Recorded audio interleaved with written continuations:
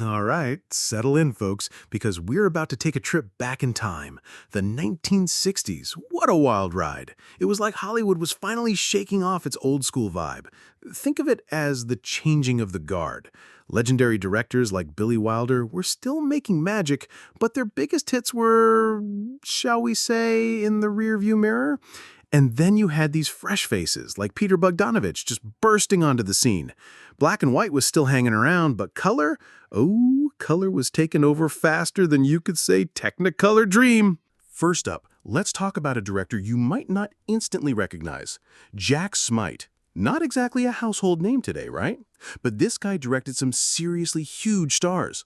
Paul Newman, Warren Beatty, Charlton Heston. The list goes on. For The Moving Target, he snagged Rod Steiger playing a serial killer who, get this, fools his victims with different costumes. It's like he's auditioning for a one-man show of terror. You also get the fantastic Lee Remick and George Segal, who, let's be honest, is always great. This gem is based on a book by the legendary William Goldman, the same brilliant mind behind Butch Cassidy and the Sundance Kid and All the President's Men. Fun fact, actor Cliff Robertson actually read an early version of Goldman's novel, loved it, and hired Goldman to adapt Flowers for Algernon. But Robertson wasn't a fan of Goldman's script. Raises eyebrows, a hint of a chuckle. So Goldman just shrugged, moved on, and ended up adapting Harper instead, another Paul Newman film also directed by Smite. The whole thing just screams 60s movie, but in the best possible way. It's smart, it's tense, the performances are top-notch, and it's genuinely entertaining from start to finish. You'll be on the edge of your seat, I promise. Now let's shift gears a bit. Remember James Cagney? One of the true legends of old-school gangster movies. Well, imagine him playing a fast-talking executive for Coca-Cola, directed by the one and only Billy Wilder. This film is about as far from Cagney's classic gangster roles as you can possibly get. And get this, Cagney wasn't just gangster roles. He actually won an Oscar playing Broadway legend George M. Cohan in Yankee Doodle Dandy. The man started in vaudeville, and boy did he have range. He could do basically anything, including brilliant comedy like this movie. Billy Wilder, meanwhile, was on a hot streak, fresh off all-time classics like Double Indemnity and The Apartment, which had just won Best Picture, so expectations were sky high. And while 1, 2, 3 didn't exactly set the box office on fire back then, it's a genuinely funny, fast-paced, and incredibly clever movie. It perfectly showcases just how versatile Cagney truly was. You'll be laughing out loud, I guarantee it. Next, we have a film that was completely out of character for the ultimate Hollywood heartthrob, Rock Hudson. He was your textbook, handsome, romantic leading man, a huge star.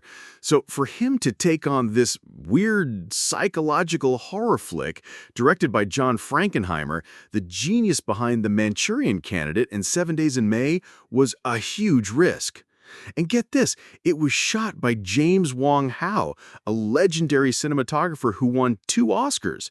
The visuals alone are absolutely worth watching. Hudson took this role to escape the usual romantic comedy fare and prove he had some serious acting chops, and he definitely proved it. But audiences back then just didn't get it. It bombed at the box office, critics trashed it, it was way too ahead of its time. But years later, people started discovering it, and now it's a cult favorite. Even Bong Joon-ho, the director of Parasite, publicly praised it.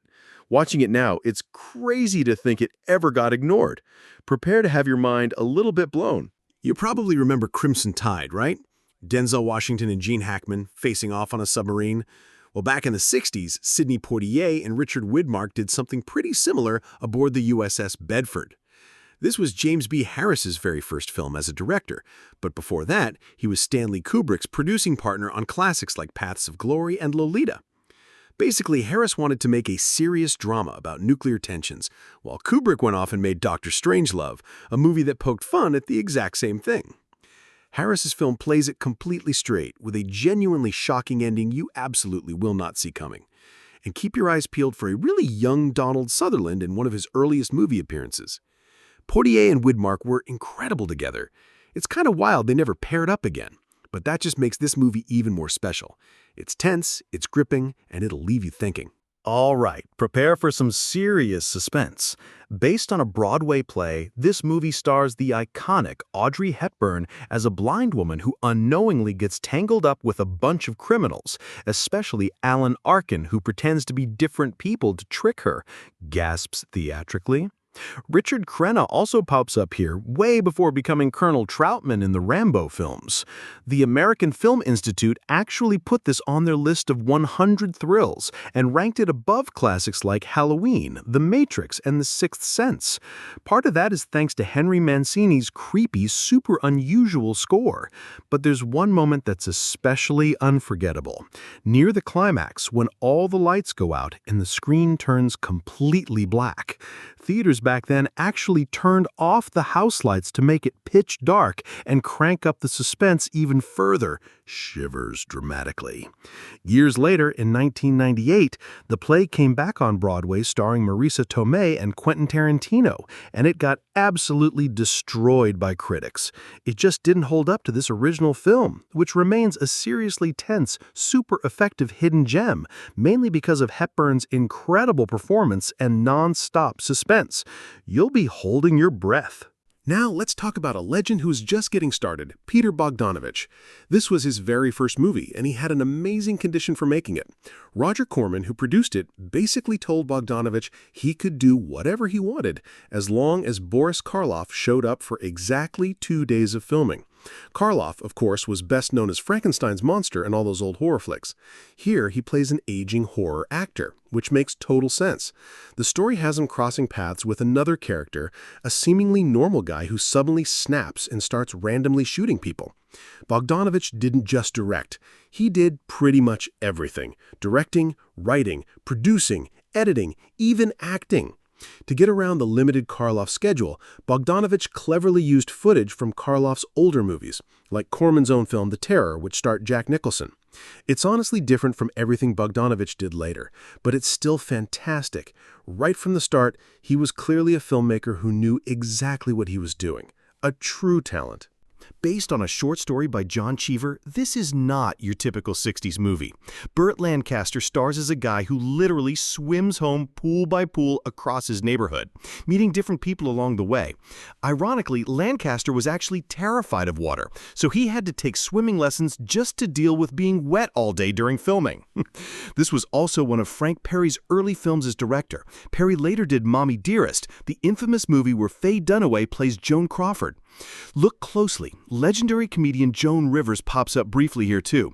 It's a surreal, thought-provoking film that will stick with you. Jack Smite is back again on this list, this time with Paul Newman playing Private Eye Lou Harper. Newman's hired to track down a missing millionaire, and the cast is packed. Robert Wagner, Janet Leigh, Shelley Winters, even Lauren Bacall. Whistle admiringly. The movie is based on Ross MacDonald's novel The Moving Target. MacDonald actually wrote several books featuring the same character, though in those novels his name is Lou Archer. Screenwriter William Goldman adapted this story mostly because he loved MacDonald's detective series. Lauren Bacall being here is basically a tribute to the detective movies her husband Humphrey Bogart used to star in, like The Maltese Falcon, where he played Sam Spade. Newman would play Harper again 9 years later in The Drowning Pool. Movies about private detectives were huge in Hollywood history, and this one is still easily one of the best of its era. It's a classic for a reason. Robert Wise was already a legendary director. He'd made classics like West Side Story and The Sound of Music. After that last huge success, he directed something totally different, this epic story set in 1920s China in the middle of political turmoil. Steve McQueen stars as an engineer aboard a ship nicknamed the Sand Pebbles. Also in the cast, Richard Crenna, Candice Bergen, way before Murphy Brown, and veteran character actor James Hong, who recently popped up in Everything Everywhere All at Once. Points emphatically. And we can't forget Richard Attenborough, who later won 2 Oscars directing Gandhi, but most people know him as John Hammond, the old guy from Jurassic Park. He gives a great performance here too, winning a Golden Globe. The Sand Pebbles ended up with 8 Oscar nominations, including Best Picture, Actor for McQueen, and Jerry Goldsmith's great score. But weirdly, Robert Wise didn't get nominated for Best Director. Still, as the only producer, Wise was the one who'd accept the Best Picture award if they won. Unfortunately, no Oscars came their way, but it's still a great movie with great performances. It definitely holds up. Finally, let's talk about a film that will absolutely gut you in the best way possible. Director Blake Edwards usually gets remembered for comedy, especially those Pink Panther movies with Peter Sellers. But before he got big into comedy, Edwards tackled something really serious with this one: alcoholism. Jack Lemmon stars, playing completely against type. Nothing funny here. Lemmon is an alcoholic who pulls his wife, played brilliantly by Lee Remick, down with him. What makes it stand out is how incredibly real the performances feel. There's a scene where Lemmon desperately tears apart a greenhouse trying to find a bottle he hid. It's raw and painful, just completely believable. Both Lemmon and Remick got a bunch of award nominations for this, and Henry Mancini, Edwards' frequent collaborator and the guy who gave us the famous Pink Panther theme, won an Oscar and a Grammy for his music.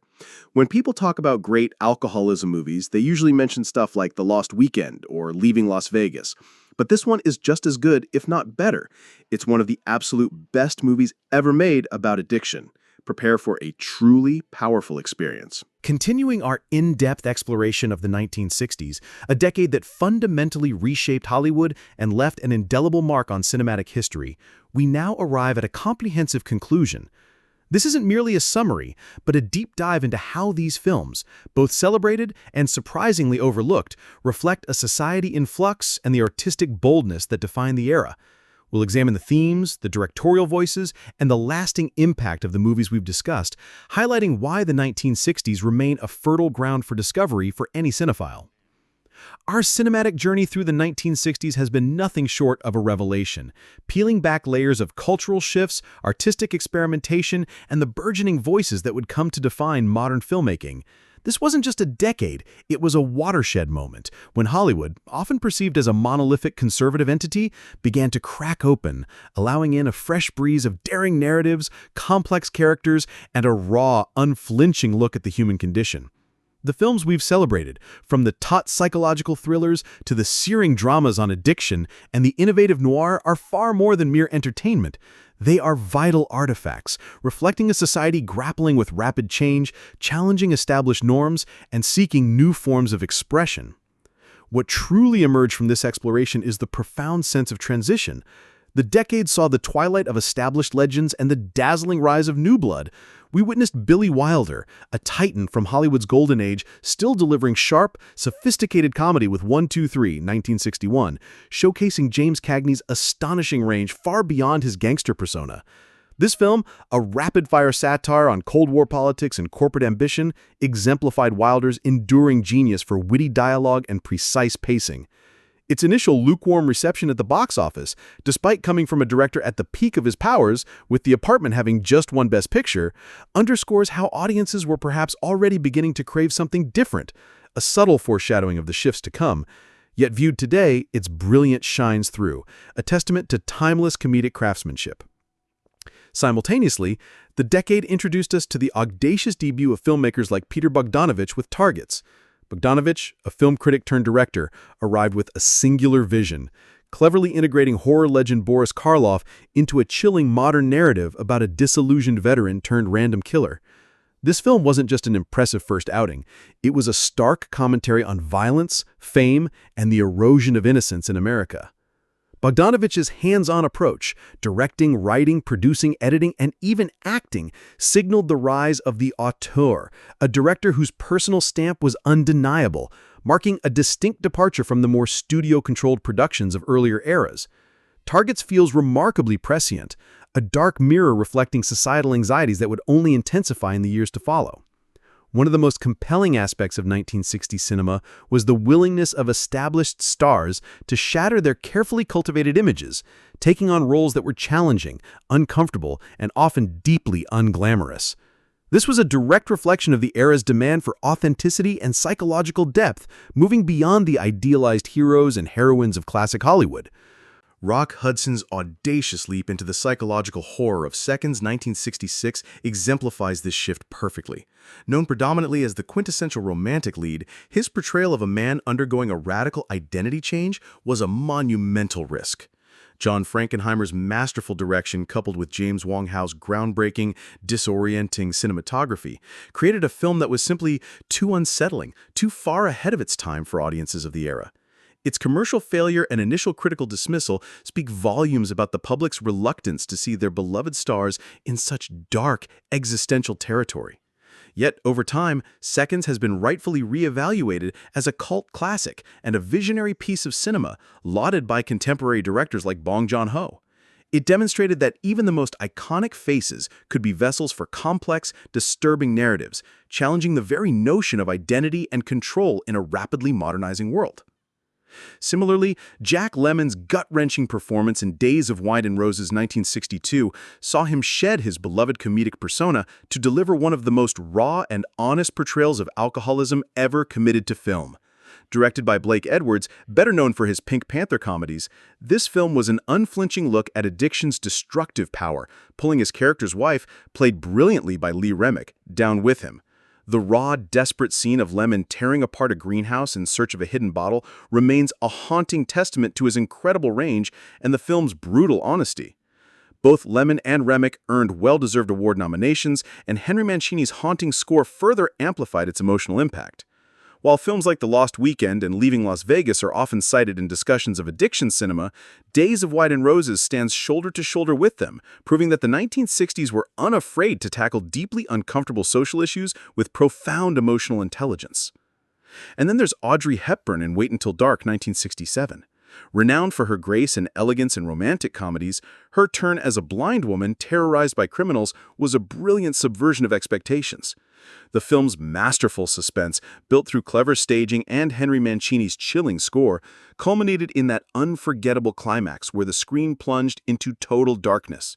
This moment, which theaters reportedly amplified by turning off house lights, directly implicated the audience in the protagonist's vulnerability, heightening the terror exponentially.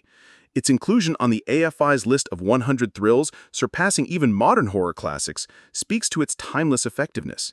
Hepburn's performance, devoid of glamour and full of raw fear and determination, solidified her as an actress of immense dramatic power, proving that the 60s encouraged even the brightest stars to explore their darker, more challenging capabilities. The 1960s weren't just about actors breaking molds. They were about genres themselves evolving, twisting familiar tropes into something new and intellectually stimulating. The decade saw a maturation of the thriller, the spy film, and even the seemingly straightforward detective story, imbuing them with psychological depth, moral ambiguity, and a sense of realism that was often unsettling. The Moving Target, 1966, directed by the underrated Jack Smite and based on a novel by the legendary William Goldman, is a prime example of the 60s thriller. Featuring Rod Steiger as a costume-donning serial killer and starring Paul Newman as private investigator Lou Harper, a character Newman would reprise in The Drowning Pool, this film is a stylish, intelligent, and genuinely tense ride. It takes the classic noir detective formula and infuses it with a modern sensibility, making it smart, unpredictable, and anchored by top-tier performances. The fact that it exists alongside Harper, another Smite-Newman collaboration based on a Goldman adaptation, highlights a productive creative synergy that defined parts of the decade, producing sophisticated genre fare that transcended mere entertainment. The Bedford Incident, 1965, masterfully transformed the Cold War anxieties of the era into a gripping, claustrophobic drama featuring powerhouse performances from Sidney Poitier and Richard Widmark on a U.S. Navy destroyer, as served as a serious counterpoint to Stanley Kubrick's satirical Dr. Strangelove, which tackled the same theme of nuclear tension with black humor. Director James B. Harris, fresh from producing Kubrick's early masterpieces, delivered a taut, straight-faced thriller with a truly shocking, unexpected ending. The film's intensity, amplified by the confined setting and the escalating psychological warfare between its two leads, captured the pervasive fear of accidental nuclear annihilation that defined the Cold War. Its power lies in its ability to generate suspense, not through action, but through the terrifying fragility of human judgment under immense pressure. Then there's The Swimmer, 1968, a truly unique and surreal film based on a John Cheever short story. Burt Lancaster, despite his real-life fear of water, delivered a mesmerizing performance as a man attempting to swim home through his neighbor's pools. Directed by Frank Perry, this film is less a conventional narrative and more a psychological odyssey, peeling back layers of the protagonist's life, revealing a poignant and ultimately heartbreaking unraveling.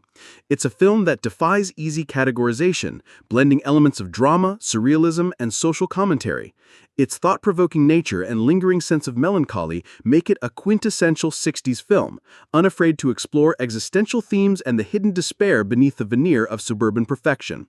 The cameo by Joan Rivers is a delightful, unexpected touch that adds to its idiosyncratic charm.